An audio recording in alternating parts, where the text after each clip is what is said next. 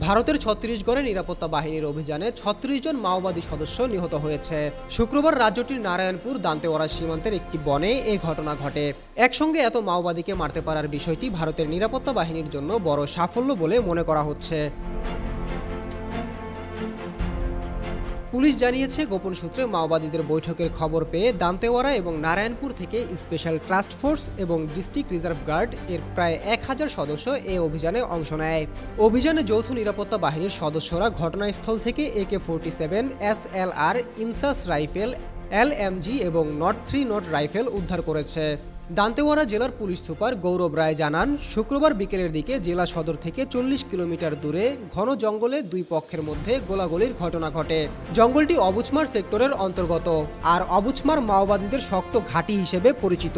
নিরাপত্তা বাহিনীর দাবি, ৪,০০০ বর্গ কিলোমিটারের মধ্যে অন্তত ৫০% এলাকার মাওবাদীদের কাছ থেকে তারা পুনরুদ্ধার করতে পেরেছে। সরকারি পরিসংখ্যান বলছে, চলতি বছরের বিভিন্ন অভিযানে রাজ্যটির বাস্তার রিজিয়নে এখন পর্যন্ত ১৮৫ জন মাওবাদীর মৃত্যু হয়েছে। সম্প্রতি কেন্দ্রীয় স্বরাষ্ট্রমন্ত্রী ঘোষণা দিয়ে বলেছেন, ভারতের লক্ষ্য আগামী ২০২৬ সালের মার্চ মাসের মধ্যে দেশকে মাওবাদী মুক্ত করা। আলিফ মিয়া, মেট্রো টিভি।